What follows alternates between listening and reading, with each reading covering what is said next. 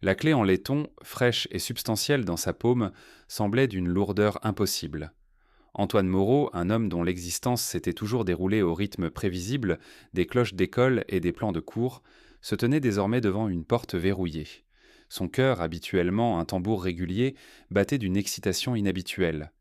Ce n'était pas l'entrée familière de son modeste pavillon, ni le hangar sans prétention abritant ses outils de jardinage. C'était la porte de son bureau, transformée en coffre-fort temporaire pour l'objet qui avait si totalement captivé son imagination, un bureau ancien en bois. Il avait passé la matinée dans une frénésie contenue, extrayant délicatement les tiroirs du bureau. Chaque protestation grinçante offrait un petit frisson de son passé chargé d'histoire. L'air épais du parfum de chêne vieilli et d'une douceur indéfinissable, comme du pot pourri séché, l'enveloppait. Ses doigts avaient suivi chaque jointure, tapoté chaque panneau, sondant le secret insaisissable qu'il savait instinctivement résider là. Ce n'était pas une simple intuition, c'était une certitude viscérale, un murmure échoant de l'histoire. Le grain du bois, subtilement discordant à un endroit sur le panneau droit, et la fine ligne presque invisible où deux pièces de bois se rejoignaient, imparfaitement alignées, par l'artisan d'origine, ces signes révélateurs. Il avait failli les manquer, si ingénieusement dissimulés. Une minuscule lamelle de bois, presque imperceptible, se fondant parfaitement dans la texture environnante. Seulement en orientant une lampe torche juste comme il fallait, captant la différence minime de texture, il l'avait découverte. Un petit bouton presque invisible, conçu pour une pression unique. Il l'enfonça et avec un doux clic, un compartiment étroit, pas plus large que sa main, s'ouvrit sur le côté du bureau. Nichée dans une cavité doublée de velours, reposait une pile d'enveloppes jaunies, liées par un ruban de soie fanée. Chacune portait une adresse en écriture élégante et bouclée. Il n'avait pas osé les ouvrir. Le poids de l'anticipation, un curieux mélange d'émerveillement et d'appréhension, avait été trop immense. Il désirait le moment parfait, la révérence appropriée. La solitude était essentielle, un sanctuaire loin du monde banal. À présent, avec une tasse de thé à la camomille, fumant doucement à ses côtés, et la douce luminescence de sa lampe de lecture illuminant le bureau, Antoine s'installa. Il défit soigneusement le ruban. Il se désintégra légèrement à son contact, témoignage de son âge. La lettre du dessus, son papier fragile et cassant, portait la date 14 avril 1863. De doigts tremblants, il déplia le premier message. L'encre, bien que fanée, restait lisible, chaque trait un témoignage d'une main disparue depuis longtemps. Sognoscenti. Mot commençait, ma très chère Élisabeth. Et avec cette salutation, Antoine sentit son environnement se dissoudre. Il n'était plus dans son bureau tranquille. Il était transporté dans une ère de conflit et de désir ardent, un monde où les mots sur papier portaient le poids de la vie et de la mort. Les lettres révélaient un récit d'amour profond, de séparation et d'un désir désespéré de retrouvailles. Elles étaient écrites par Thibaut, un soldat de l'armée de l'Union, à sa bien-aimée Élisabeth restée au pays. Les descriptions de Thibaut de la vie au camp étaient en crue et sans concession, le froid mordant, le spectre omniprésent de la maladie, la peur constante et lancinante. Pourtant, entrelacées à ces réalités sombres, des expressions d'une affection durable scintillaient comme un phare. Il écrivait des yeux d'Élisabeth comme le ciel d'été, et de son rire, une mélodie qui hante mes rêves. Antoine dévora les premières lettres, le souffle coupé. Il se sentait comme un intrus, témoin des pensées et émotions les plus intimes de deux âmes disparues depuis longtemps. Mais l'attrait était irrésistible. Chaque lettre se concluait par une prière fervente pour la paix et une déclaration d'amour sincère signée simplement « Ton dévoué Thibaut ». Il lut pendant des heures, la pile de lettres diminuant lentement. Le thé refroidit, les ombres s'épaissirent au-delà de sa fenêtre, mais Antoine resta inconscient de tout. Il était totalement immergé dans leur monde. Il apprit le régiment de Thibaut, les batailles qu'il endurèrent, les camarades qu'il perdit. Il perçut les angoisses d'Élisabeth, sa lutte pour maintenir leur ferme, sa foi inébranlable en le retour sain et sauf de Thibaut. Dans une lettre, Thibaut décrivit une volée d'oies migratrices, un rappel poignant de la constance d'Élisabeth, leur voyage inné vers le foyer. Dans une autre, il raconta une célébration de Noël improvisée, partageant des rations maigres mais trouvant du réconfort dans la camaraderie de ses compagnons soldats. Puis, il atteignit une lettre datée du 4 juillet 1863. Thibault écrivait sur la bataille de Gettysburg, ces mots gravés de la terreur brute de tout cela. Il décrivit le barrage d'artillerie incessant, les cris des blessés, l'ampleur du carnage. Il raconta avoir combattu pendant des jours, vu des amis tomber, la charge désespérée sur Little Round Top. Le sol, écrivit-il, est taché du sang de frères, du nord et du sud. Que Dieu accorde que cette folie prenne fin bientôt. Antoine ressentit un frisson, malgré la chaleur de la pièce. Il saisissait l'importance historique de la date, mais la lire à travers les yeux de Thibaut lui donnait une dimension terrifiante nouvelle. Les lettres continuèrent, de plus en plus fatiguées, pourtant l'amour de Thibaut pour Élisabeth restait une constante inébranlable. Wonan écrivait du désir des plaisirs simples du foyer, la cuisine d'Élisabeth, le parfum de ses cheveux, la paix tranquille de leur ferme. La correspondance servait de bouée de sauvetage, un fil les reliant à travers une distance impossible et des horreurs inimaginables. Antoine atteignit la dernière lettre de la pile. Elle était datée du 8 avril 1865, juste un jour avant la reddition de Lee à Appomattox. Thibaut écrivait que la fin était proche, d'une profonde exhaustion, mais aussi d'un espoir ardent. Il parlait de rentrer au foyer, de reconstruire leur vie, des enfants qu'il espérait qu'ils auraient. Il promettait à Élisabeth une vie de dévotion, un amour qui ne faiblirait jamais. La lettre se concluait, comme toujours, « Ton dévoué Thibaut ». Il n'y avait pas de lettre d'Élisabeth, pas de réponse aux derniers mots pleins d'espoir de Thibaut. Le silence était assourdissant.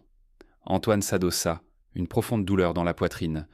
Que s'était-il passé? Thibaut était-il rentré? Élisabeth avait-elle reçu ce dernier témoignage de son amour? L'incertitude le rongeait, le récit semblait incomplet, une symphonie brutalement interrompue au milieu d'une note. Il rattacha soigneusement les lettres avec un nouveau ruban de soie, ses mains tremblant encore légèrement. Il savait, avec une certitude ancrée au plus profond de ses os, que c'était plus qu'une simple collection de vieilles en lettres. C'était un fragment d'histoire, une histoire humaine qui avait reposé cachée pendant plus d'un siècle et demi. Ce n'était pas seulement à propos de Thibaut et Élisabeth, c'était à propos des innombrables récits non dits d'amour et de perte qui imprégnaient ce conflit brutal.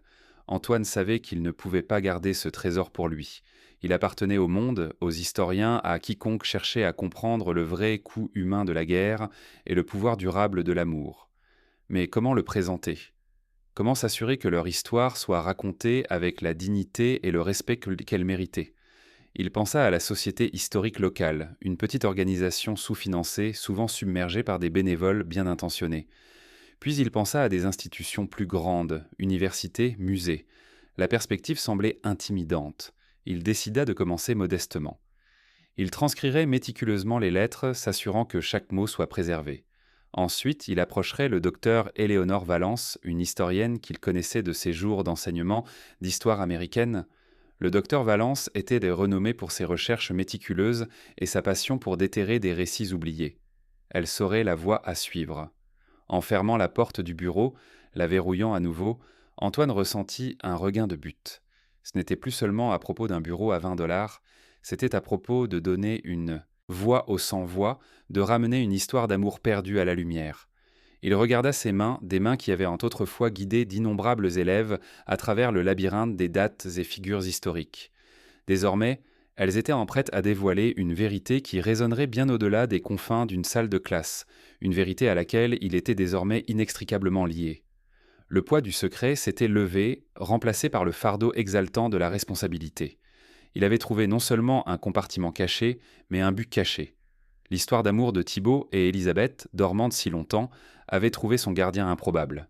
Et Antoine Moreau, l'enseignant retraité, était prêt à entreprendre sa leçon la plus importante. Il s'assurerait que leur histoire ne soit plus un murmure silencieux dans l'obscurité, mais un écho résonnant pour les générations à venir. La pensée était à la fois exaltante et terrifiante, mais par-dessus tout, profondément juste. Il passa les jours suivants dans un état d'intensité concentrée, transcrivant les lettres avec un soin méticuleux. Il acquit du papier d'archivage spécial et un stylo à pointe fine, traitant chaque mot comme un artefact fragile. Il rechercha les régiments mentionnés par Thibaut, croisant les noms et dates avec des archives historiques. Il découvrit que le régiment de Thibaut avait effectivement participé aux batailles décrites, affirmant l'authenticité des lettres. Le poids de leur réalité pesait sur lui, solidifiant sa résolution. Ce n'était pas seulement un conte poignant, c'était une pièce vérifiable d'histoire. Un soir, alors qu'il tapait les derniers mots de la dernière lettre sur son ordinateur, il ressentit une vague de satisfaction aigre-douce. L'histoire était complète, du moins sous sa forme transcrite, mais la véritable fin, le sort de Thibaut et Élisabeth, restait insaisissable. Ce mystère, réalisa-t-il, était le prochain chapitre de son histoire. Il regarda le vieux bureau en bois, plus seulement une trouvaille de vide-grenier, mais un portail vers le passé, un témoin silencieux d'un amour qui transcendait le temps. Il sourit, un sourire tranquille et entendu. L'amour de M. Moreau pour les vieilles choses venait de déterrer quelque chose de vraiment extraordinaire. La découverte au vide-grenier, l'air matinal frais de la fin octobre mordait les oreilles d'Antoine, un froid familier qu'il avait appris à apprécier dans sa retraite. Il serrait son thermos, la chaleur filtrant à travers le métal, un contraste bienvenu avec la brise piquante. Les samedis étaient devenus ces jours sacrés de vide-grenier, un rituel mêlant son amour pour l'histoire à un penchant pour une bonne affaire. Il ne cherchait rien de spécifique, juste le frisson insaisissable de la découverte. Il repéra le panneau peint à la main d'un pâté de maison, cloué de travers à un lampadaire. Vide-grenier, tout doit partir. C'était griffonné de la main enthousiaste, quoique maladroite, d'un enfant. En garant sa berline raisonnable le long du trottoir, une modeste maison à 2 étages, peinte d'un bleu œuf de rouge-gorge fané, se révéla derrière un chêne tentaculaire. La cour était un tableau chaotique de trésors oubliés. Figurines en porcelaine poussiéreuse, piles de livres de poche bien aimés, une piscine gonflable dégonflée et un assortiment d'outils qui semblaient avoir vu de meilleures décennies. Une femme âgée, ses cheveux argentés tirés en un chignon net, présidait au chaos organisé. Elle portait un tablier fleuri sur un cardigan raisonnable et offrit un sourire chaleureux, quoique légèrement lasse. « Bonjour, cher, dit-elle, sa voix rauque d'années de conversation. Trouvez quelque chose d'intéressant ?» Antoine, un homme d'observation discrète, préférait fouiller avant de s'engager. Il hocha la tête, lui rendant son sourire, et entama son circuit méthodique. Il passa une main sur une radio antique ébréchée, son plaquage se décollant comme une peau brûlée par le soleil. Il prit un médaillon en argent terni, se demandant quel secret il avait pu autrefois contenir. Son regard s'accrocha alors à un meuble relégué dans un coin ombragé du garage, partiellement obscurci par une pile de vieux journaux. C'était un bureau, vieux et sans prétention, fabriqué en bois sombre qui avait absorbé d'innombrables années de lumière et d'ombre. Sa surface portait les marques d'une vie. Taches d'encre, marques faibles de tasses de café oubliées, et un réseau de petites rayures racontant une histoire silencieuse d'usage. Il n'était pas orné ni particulièrement élégant, juste solide et fonctionnel, avec une série de petites tiroirs à queue d'aronde de chaque côté du espace pour les genoux. L'étiquette de prix, une petite note collante, déclarait 20 €. Antoine ressentit une attraction familière, un murmure d'intrigue. Il passa une main sur le dessus, lisse et usé, le bois frais sous ses doigts. Il tira les tiroirs un par un, celui de gauche contenait quelques trombones desséchés et un élastique oublié. Celui de droite était vide, sauf une fine pellicule de poussière. Il s'agenouilla, regardant dessous, vérifiant l'intégrité structurelle. Les joints étaient serrés, le bois encore solide malgré son âge. Il y avait quelque chose en lui, une dignité tranquille qui l'attirait. « 20 €, dites-vous » demanda Antoine, se relevant et se tournant vers la femme. Elle s'affaira vers lui, son sourire s'élargissant. « oui, cher, celui de mon défunt mari, est resté dans son bureau pendant 50 ans. Bon morceau solide, mais on réduit. On ne peut pas tout emporter. » Elle tapota le bureau affectueusement. Il disait toujours que c'était un bon bureau. Pour penser. « Je le prends, » décida Antoine, presque avant que les mots ne soient sortis de sa bouche. Il ressentit une rare montée d'excitation. Le bureau n'était pas une pièce de parade, mais il avait du caractère, de l'histoire. Cela semblait un bon investissement, même pour 20 €. Le charger dans sa voiture s'avéra un défi. Le bureau, bien que pas trop grand, était étonnamment lourd. Le petit-fils de la femme, un adolescent dégingandé avec une planche à roulettes sous le bras, traîna les pieds pour aider, grognant bonnement sur les matins tôt. Ensemble, ils le luttèrent dans le coffre, avec les sièges arrière rabattus, le bord supérieur du bureau effleurant à peine la lunette arrière. De retour chez lui, Antoine roula le bureau dans son bureau, une pièce cosy bordée d'étagères, et sentant faiblement le vieux papier et le tabac de pipe. Il se mit à le nettoyer, une tâche qu'il trouvait méditative. Il essuya des décennies de crasse avec un chiffon humide, révélant le riche grain du bois dessous. Il utilisa une brosse douce pour balayer la poussière des coins des tiroirs. En nettoyant le tiroir central, ses doigts effleurèrent quelque chose de particulier. Au fond du tiroir, niché contre le panneau arrière, il y avait une petite rainure presque imperceptible. Il pressa et avec un faible clic, une fine bande de bois, pas plus large que son pouce, glissa vers l'intérieur, révélant un compartiment secret peu profond. Son souffle se bloqua. C'était le genre de détail qui l'excitait, l'ingéniosité cachée de l'artisanat ancien. À l'intérieur, soigneusement enveloppée dans un morceau de lin fané et cassant, il y avait une pile de lettres. Elles étaient liées par un mince ruban rouge effiloché. Le papier était jauni et fragile, l'encre un sépia fané. L'écriture, bien qu'élégante, était inconnue, un témoignage d'une ère révolue. Un frisson, non de froid mais d'anticipation, parcourut l'échine d'Antoine. Il les manipula avec le plus grand soin, son instinct d'historien prenant le dessus. Il défit doucement le ruban, la soie se désintégrant presque à son contact. La lettre du dessus était datée 12 avril 1863. L'année seule lui envoya un choc, la guerre de sécession. Il déplia la première lettre, son cœur battant la chamade. L'écriture, bien que fanée, était claire et masculine. Elle commençait « Ma très chère Évelyne ». Antoine s'installa dans son fauteuil, le poids des lettres dans ses mains un lien tangible au passé. Il commença à lire lentement, soigneusement, reconstituant les mots, les phrases, les sentiments. Les lettres parlaient de désir, de peur, d'un amour profond et durable. Elles peignaient un tableau vivant de la vie d'un soldat, de batailles menées et de camarades perdus, entrecoupés d'assurances tendres à sa bien-aimée. Il apprit d'un soldat nommé Thibault, servant avec le 12e régiment d'infanterie de New York, écrivant à son Évelyne depuis divers campements. La tension narrative montait avec chaque lettre. Thibault écrivait des escarmouches, de la faim, de la menace constante de maladie. Il décrivait les dures réalités de la guerre avec un mélange poignant de devoir et de désespoir. Mais toujours, il revenait à Évelyne, à ses espoirs pour leur avenir, à la force que son souvenir lui donnait. Antoine ressentit une connexion intime avec ces âmes mortes depuis longtemps, assistant au déroulement de leur histoire d'amour à travers leurs propres mots. Une lettre datée du 5 juillet 1863 parlait d'un engagement brutal près d'une ville appelée Gettysburg. Thibault décrivait le carnage, l'ampleur de la bataille et sa propre survie miraculeuse. Son soulagement était palpable, mais aussi sa fatigue. Il désirait le foyer, la paix, Évelyne. Antoine lut tout l'après-midi, le monde extérieur s'estompant en insignifiance. Les lettres étaient un portail, le transportant dans un temps différent, une réalité différente. La dernière lettre, datée du 10 août 1863, était plus courte, son écriture un peu plus faible. Thibault la parlait d'être blessé, de se rétablir dans un hôpital de campagne. Son ton était plein d'espoir, malgré ses blessures, certain qu'il serait temps bientôt au foyer. Il terminait par une promesse. Je reviendrai vers toi, ma très chère, et nous construirons notre vie ensemble, loin de ce terrible conflit. Mais il n'y avait plus de lettres de Thibault, après cela. Antoine resta assis en silence, le poids du récit inachevé pesant sur lui. Que était-il arrivé à Thibault ? Était-il rentré chez Évelyne ? L'avait-elle su ? Le mystère le rongeait. Ce n'était pas juste de vieilles lettres, c'était un fragment de vie, un amour perdu, une histoire secrète.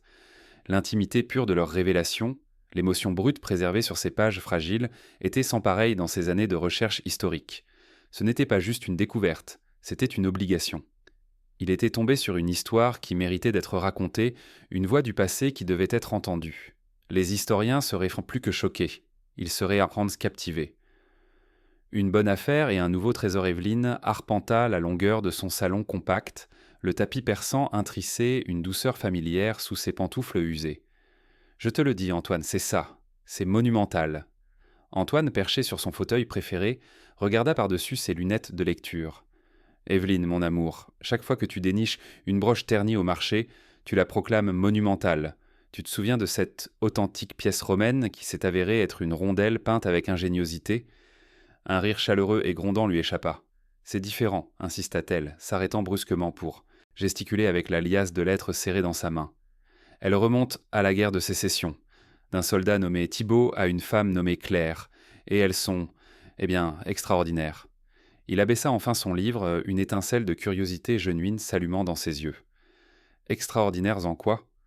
Ce ne sont pas de simples rapports de champs de bataille ou des contes secs de la vie au camp. » expliqua Évelyne, sa voix s'accélérant d'enthousiasme. « Elles sont profondément intimes, une romance interdite, Antoine, un enfant clandestin, et une révélation historique qui, si elle s'avère en vrai, réécrira un chapitre entier de la guerre. » Antoine se leva lentement du fauteuil, ses articulations protestant d'un léger craquement.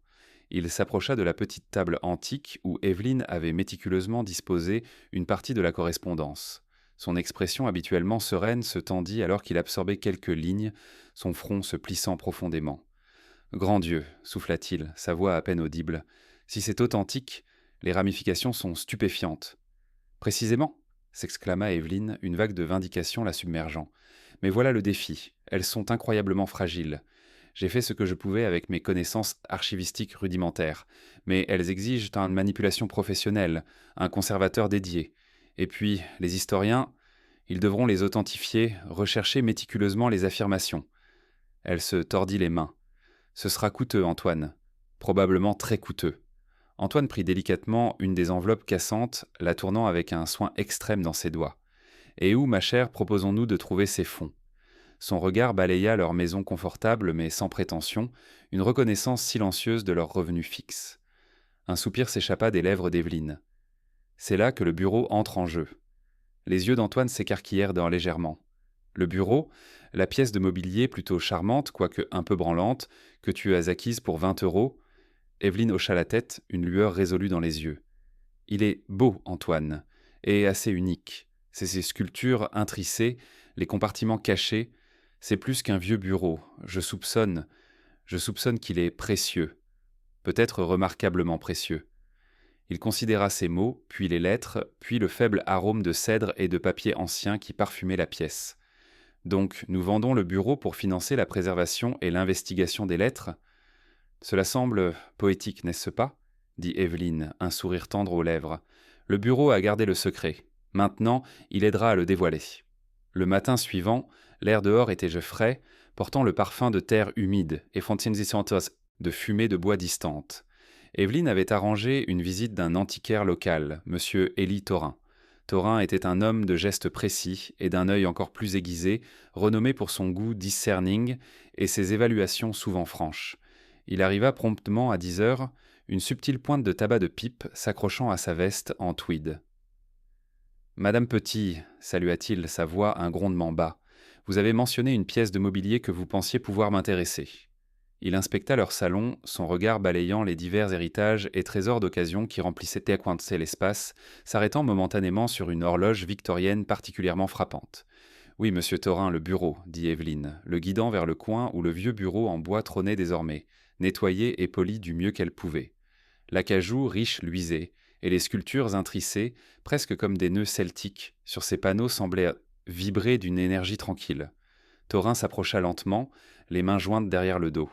Il le contourna, la tête inclinée, ses yeux scrutant méticuleusement chaque courbe, chaque joint, chaque détail minuscule. Il passa un doigt ganté le long d'une sculpture, son expression indéchiffrable. Antoine se tenait silencieusement près de la porte, observant la scène avec un mélange d'espoir et d'appréhension. Après un silence prolongé, Thorin s'agenouilla, examinant le dessous des tiroirs, la construction des pieds. Il tira méticuleusement chaque tiroir, inspectant les joints à queue d'aronde, le bois vieilli. Evelyne retint son souffle. Enfin, il se releva, époussetant son pantalon.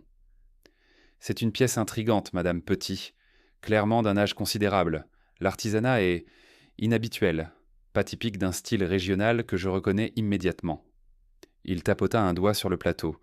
Le bois aussi est de bonne qualité, quoique peut-être pas exotique. Les esprits d'Evelyne s'affaissèrent légèrement.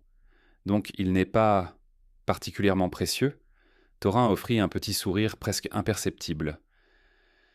Au contraire, Madame Petit, l'aspect inhabituel est souvent ce qui confère de la valeur à une pièce.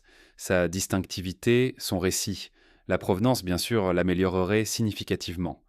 Connaissez-vous son histoire ? Evelyne hésita.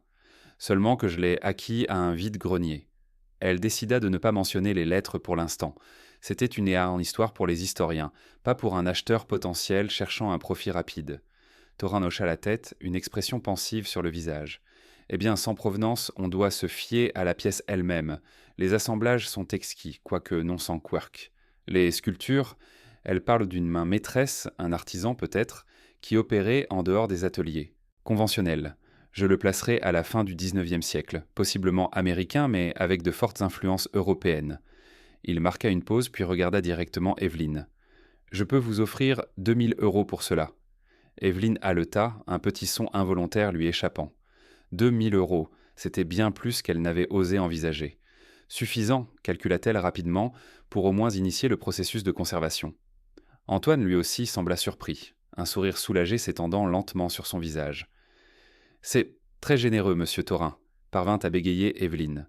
Il hocha la tête. « C'est un prix juste pour une pièce de ce caractère.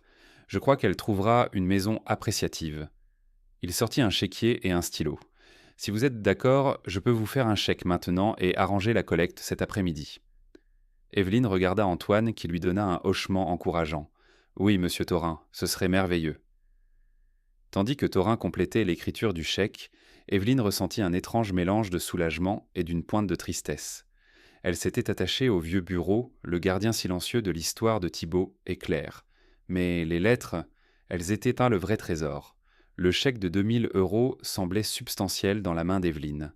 Après que le van de M. Thorin eut ronronné loin avec le bureau, laissant un vide résonnant dans le coin de leur salon, Evelyne s'assit à la table de cuisine, les lettres étalées devant elle.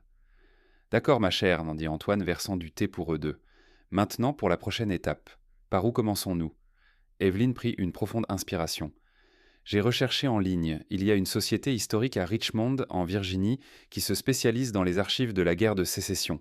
Ils vantent un département de conservation renommé. » Elle tapota un doigt sur une des lettres. « Et ils sont particulièrement intéressés par la correspondance personnelle de cette ère. »« Richmond, hein » musa Antoine. « Un peu de voyage pour nous. »« Un nécessaire, » affirma Evelyne. « Je leur ai déjà envoyé un courriel, une enquête très générale, bien sûr, sans trop divulguer. » Ils ont répondu, impatients d'en apprendre plus. Une lueur malicieuse apparut dans son œil.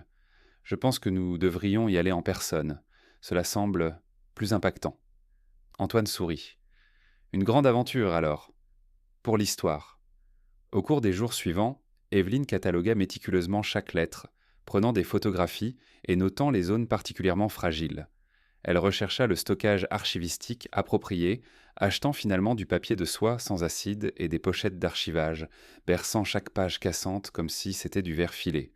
Les 2 000 €, réalisa-t-elle, n'iraient pas aussi loin qu'elle l'avait initialement pensé. La conservation seule consommerait probablement une portion significative. Un soir, alors qu'elle plaçait soigneusement la dernière lettre dans sa pochette protectrice, elle remarqua quelque chose qu'elle n'avait pas vu avant. Un filigrane faible, presque invisible sur le papier, d'une des lettres ultérieures de Thibaut. C'était un petit dessin intricé, un motif tourbillonnant, qui semblait inclure un subtil M en son centre. « Antoine, viens voir ça !» appela-t-elle, sa voix teintée d'excitation. Il la rejoignit à la table à manger, regardant la lettre. « Qu'est-ce que c'est, cher ?»« Ce filigrane, dit-elle, pointant du doigt ganté. « Je ne l'avais jamais vu avant. Il est si faible, il faut le tenir juste comme il faut dans la lumière. » Antoine plissa les yeux. « Oui, je le vois maintenant. Une sorte de monogramme ?»« Peut-être, » murmura Evelyne, son esprit s'emballant. « Une marque de moulin à papier ? Ou peut-être une marque personnelle d'une famille spécifique ? Si c'est unique, cela pourrait aider à confirmer l'authenticité des lettres, ou même nous mener à plus d'informations sur Thibaut ou Claire. » La réalisation la remplit d'un regain de but. Ce n'était pas seulement à propos de préserver de vieilles lettres, c'était à propos de reconstituer un puzzle complexe, un grand mystère historique qui avait été obscurci pendant plus d'un siècle. Le bureau avait été un témoin silencieux, un vaisseau. Désormais armé des fonds qu'il avait fournis, Evelyne se sentait prête à devenir la voix qui ramènerait enfin l'histoire extraordinaire de Thibaut et Claire à la lumière. Elle regarda Antoine, ses yeux brillants. « Ce n'est que le début, n'est-ce pas ?» Il tendit la main et serra doucement la sienne. « Je le crois, ma chère, je le crois vraiment. » Le thé refroidit entre eux, oubliés dans le frisson tranquille de leur découverte qui se déroulait. Le voyage à Richmond et la révélation d'un morceau d'histoire non racontée se profilaient grands et excitants à l'horizon.